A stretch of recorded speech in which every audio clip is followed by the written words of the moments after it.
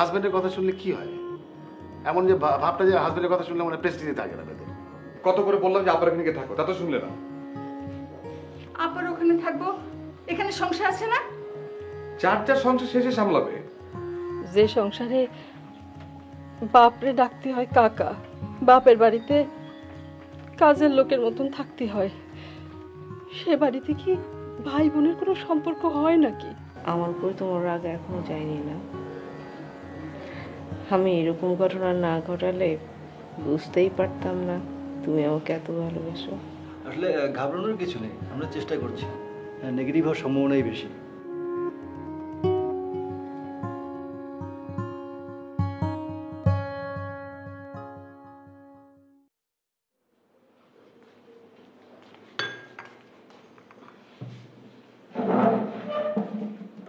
কতদিন হয়ে গেল মেয়েটার সাথে দেখা হয় না। এই বাসায় যদি আনবি তাহলে আমাকে আনার কি দরকারটা ছিল? আমি তো জানতাম না যে দুলাভাই টানা ছুটি নিবে, আর আপাতত বাসার খাবার ছাড়া খেতে পারে না। বুয়া তো একা কুলিয়ে উঠতে পারবে না, সেই জন্য তোমাকে নিয়ে এলাম। আর তাছাড়া কটা দিন ভাবছি তো ঝগড়াটা কম হবে, সেটা খারাপ কি? হ্যাঁ, আমি তো কেবল ঝগড়াই করি। আচ্ছা আসতে দুলাভাই ঘুমাচ্ছে, শুনতে হবে। শোনো, দুলাভাই উঠে বললো যে দুপুরে ক্লিনিকে যাওয়ার দরকার নেই, আপাতত এমনিতে ঘুমাই দুপুরে। আর তাছাড়া আমি তো আছি, আমি গেলাম।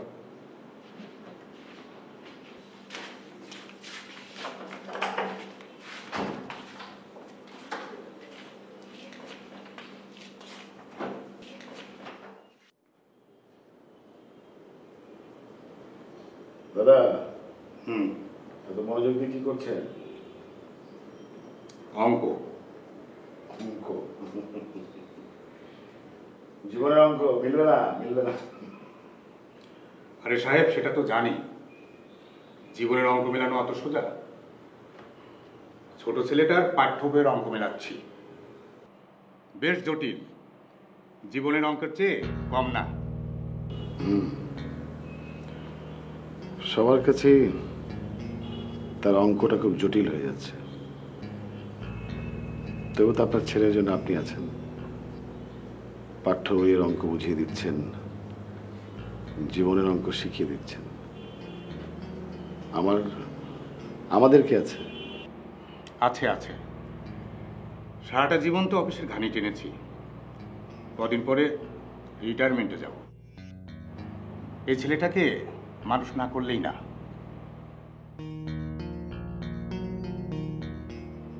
দেখি ও যদি পারে আমার অঙ্কটা মিলিয়ে দিতে। দাদা, ভাবছিলাম একটা জমি কিনবো। ও, তাহলে তো আপনার অঙ্ক মিলে গেছে। না, মিলতে অনেক দেরি, সরল অঙ্ক, কেবলমাত্র থার্ড ব্র্যাকেটের কাজটা শেষ করেছি। তবুও তো শুরু করেছেন, এই বয়সে এত টাকা হয়ে গেছে। শ্বশুরের হাত আছে নাকি? শ্বশুরবাড়ির হাত আছে, মানে আমার বউয়ের শ্বশুরবাড়ির হাত আছে। ওই বাবা বাবা কিছু টাকা দিচ্ছে আর কি। তো আমি ভাবছিলাম জায়গাটা কার নামে কিনবো। আমার মার নামে, আমার মা তো আমার সাথে থাকে, নাকি আমার নামে কিনবো, নাকি আমার ওয়াইফের নামে কিনে ফেলবা?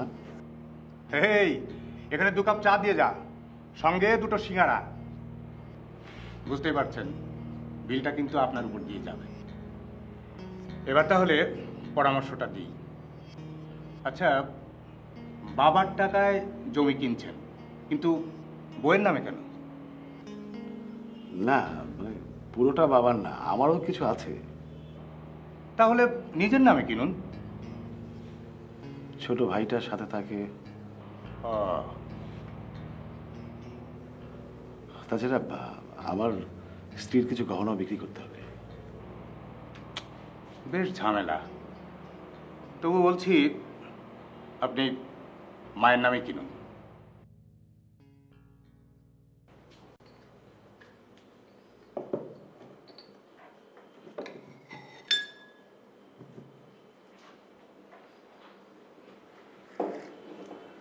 এই পরামর্শটা মনে ধরলো? বউকে দেবেন, কিন্তু সব ঢেলে দেবেন না। সন্তানকে ভালোবাসবেন উদার মনে। বাবার সম্পর্ক সন্তানের সঙ্গে অনেকে বোঝে না, কেবলই বলে মার বিকল্প নাই, আসলে বাবারও বিকল্প নাই। কিন্তু তাহলে আমার মায়ের মানে আমার বাবার ক্ষেত্রে তাহলে তো ব্যাপারটা একই রকম হলো না? বাবার বউয়ের নামে মানে আমার মায়ের নামে জমিটা যদি কেনা হয়। আরে ভাই, শেষ বয়সের অঙ্ক মাঝ বয়সে করলে তো হবে না। আর এর একটা কারণও আছে। এখন যদি জমিটা মায়ের নামে কিনেন, তাহলে পরে আপনি যদি দেখেন যে ভুল হয়ে গেছে, বইয়ের নামে পরিবর্তন করিয়ে নিতে পারবেন। কিন্তু যদি বইয়ের নামে করিয়ে ফেলেন, তাহলে আর কখনো পরিবর্তন করা সম্ভব হবে না, ওটা তো পার্মানেন্ট হয়ে যাবে। আমাদের মতো ছাপোষা মানুষদের সব কাজেই অপশন রাখতে হয়, কখন কি হয়।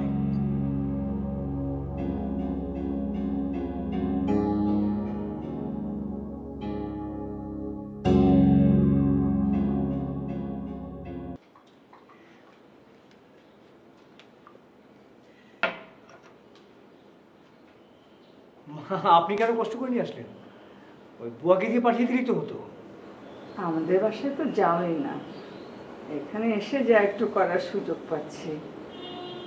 তোমার শরীরটা কিন্তু আসলে খুব খারাপ হয়ে গেছে কদিনে। এক কাজ করি, একটু দুধ এনে দিয়ে দুধ খাও। না মা, আমি আসলে দুধ খাই না।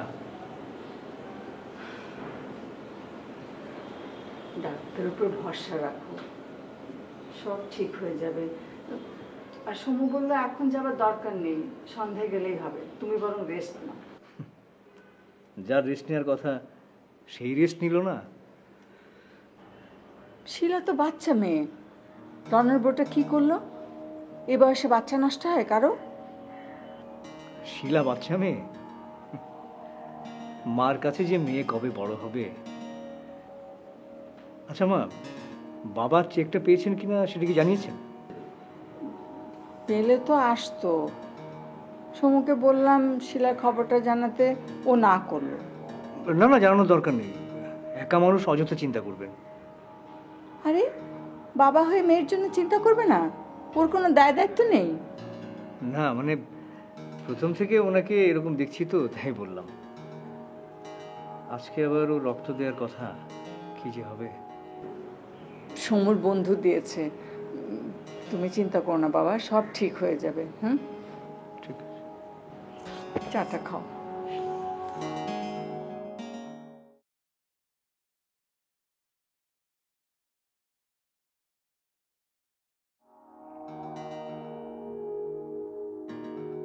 তুই এত খাবার এনেছিস কেন? জানিস আমি খেতে পারি না।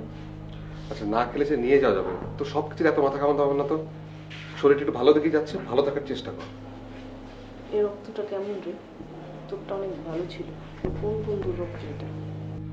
আচ্ছা, রক্ত দিতে কি তোর নাম ঠিকানা সবকিছু লাগবে? না, কেমন যেন বমি বমি লাগছে। নেশা টেশা করে নাকি?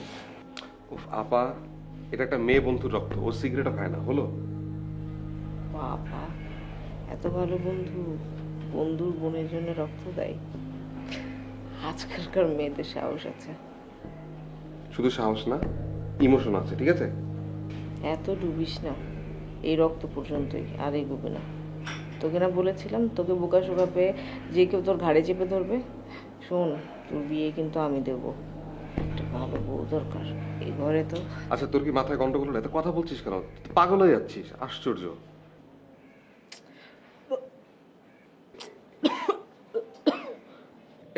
এই যে তুই না একটা কিছু না ঘটিয়ে ছাড়বি না।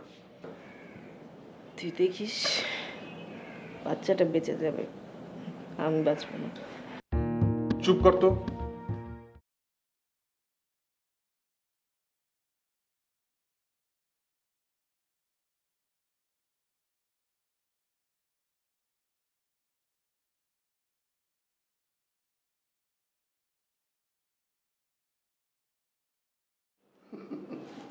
এমন ভাবে অঙ্ক করছেন না, মনে হয় কালকে আপনার নিজেরই পরীক্ষা। বয়স হলে বুঝবেন। তাছাড়া এই ছেলেটার উপর আমার অনেক কিছু নির্ভর করে। বড় দুটো বিয়ে করে আলাদা হয়ে গেছে, বউ পাগল, কিন্তু এখনো বিপদে আপদে আমি যতটুকু পারি সাহায্য করি। কি করব বলুন, নিজের সন্তান বলে কথা। ছোটটাকে অবশ্য আমি আমার নিজের কাছেই রাখতে চাচ্ছি, দেখা যাক। তা আপনার মা, আপনার ভাই আপনার কাছে থাকে, কিন্তু বাবা বাড়িতে কেন? জমি জমার উপর বেশ মায়া বোধ হয়, তাই না? হ্যাঁ, জমি যাবার পরে মায়া, অনেক মায়া। দেখুন, এই মায়ের পেছনে কিন্তু আপনারাও আছেন। পরীক্ষা করে দেখবেন, ক্ষণে ক্ষণে তিনি আপনাদের চান। যাকে বাবার কাছে যাবেন, তার সত্তা তাকে দেখিয়ে আসবেন। তা না হলে বউ পেয়ে বসবে, ভাববে আপনি রুটলেস, শেকড়হীন, পরে পাগল ছাগলও বলতে পারে। পাগলের সাথে মানুষ থাকলে মানুষ পাগলই হয়ে যায়। পাগলের গোষ্ঠী। তোমার বাপ পাগল ছিল না, বাউন্ডারি হয়ে বেরিয়ে যায় নাই, তেমনি তেমনি ছেলে পাগল।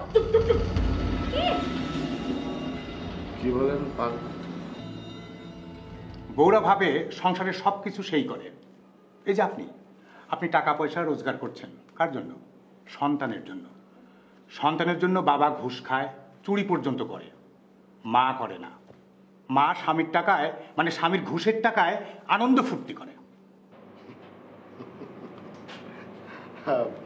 আমার মনে হচ্ছে আপনি আসলে নারী বিদ্বেষী ভীষণ। তারপরেও তো 57 বছর হয়ে যাচ্ছে। আরে বিয়ের বয়সই তো 35 বছর হয়ে গেল। এখন ভেবে দেখুন, নারী বিদ্বেষী না নারী প্রেমী? বুঝলেন, মাঝে মাঝে একাকী মনে হয়, হয়তোবা তার বেলাতেও তাই হয়। তার কথা সে বলবে, আমার কথা আমি বললাম।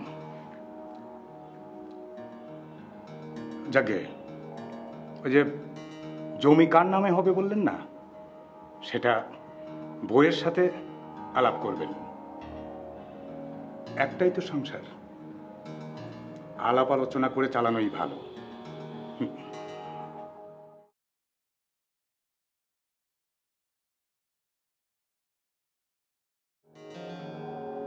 তখন কি বলতে কি বলে ফেলেছি।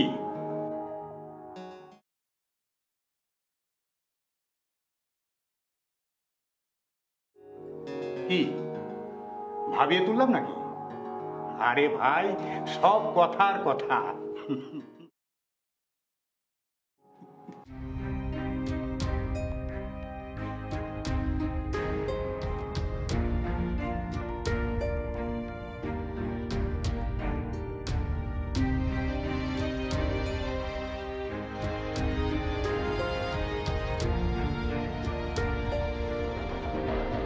মা, মা, মা, আমি আসি। এই সমুদ্র বললো সন্ধ্যায় যেতে। আমার না কেমন ভালো ঠেকছে না, আমি যাই। বাসায় বসে থেকে আমি কি করব? আপনি দরজাটা লাগিয়ে দেন। এক কাপ চা করে দিয়ে চট করে খেয়ে যাও। মা, ওই ক্লিনিকে ক্যান্টিন আছে, আমি ওখানে খেয়ে নেবো, আপনি চিন্তা করবেন না।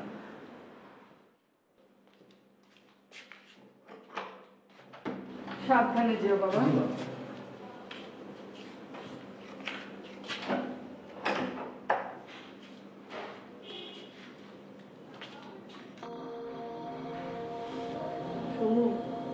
জলদি খাবো। আর বেচারা রেস্ট নিচ্ছে, নিক না, বলেছে সন্ধ্যায় আসবে। কিন্তু ও তো আমাকে না দেখে থাকতে পারবে না। তার উপর আমার খারাপ অবস্থায় একটু খবর দিস নি, শুনলে খুব রাগ করবে। আপাতত একটু রেস্ট নিতে আমি বলেছি। আপনার পেশেন্টকে এই মুহূর্তে একটু রেস্টে থাকতে দিন প্লিজ, আপনি একটু বাইরে যান।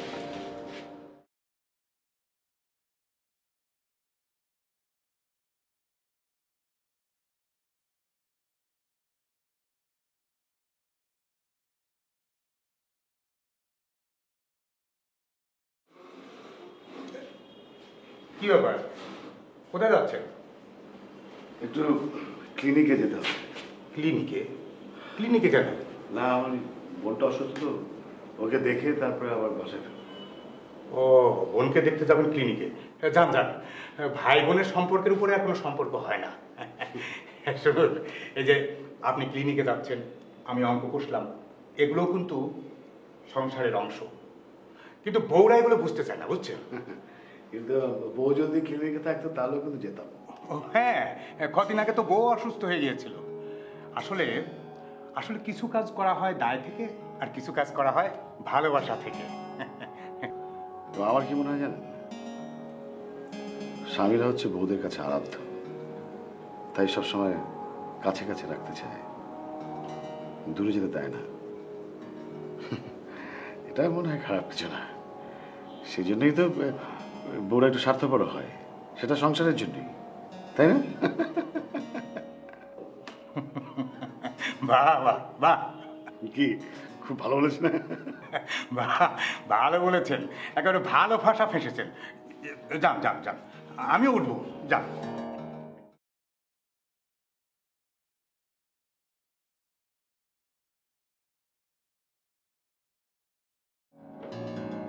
আমার তো খুবই ভয় লাগছিল, তুমি পাশে ছিলে না, কেমন যেন লাগছিল, বুঝছো? একটা কথা বলবো, তুমি যদি তোমার এই কথা বলা বন্ধ না করো তাহলে কিন্তু আমি হাল ছেড়ে দেবো। আমার পক্ষে কিছু করা সম্ভব না। আর কিছু করতে হবে না, আমি হয়তো বাঁচবই না। সে কি, এই ধরনের কথাবার্তা কেন বলো? ডক্টর আপনাকে একটু ডেকেছেন।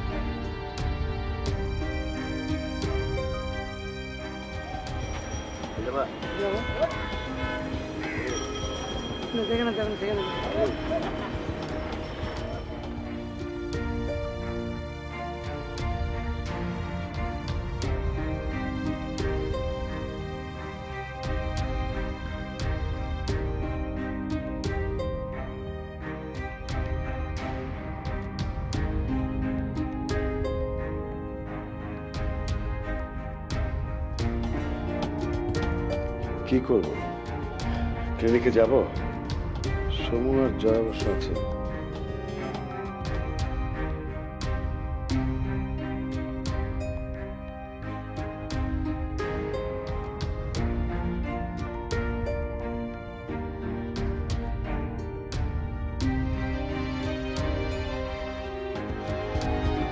প্রতিটি কথায় দ্বন্দ্ব, কাজে দ্বন্দ্ব, মুক্তি নেই, মুক্তি নেই।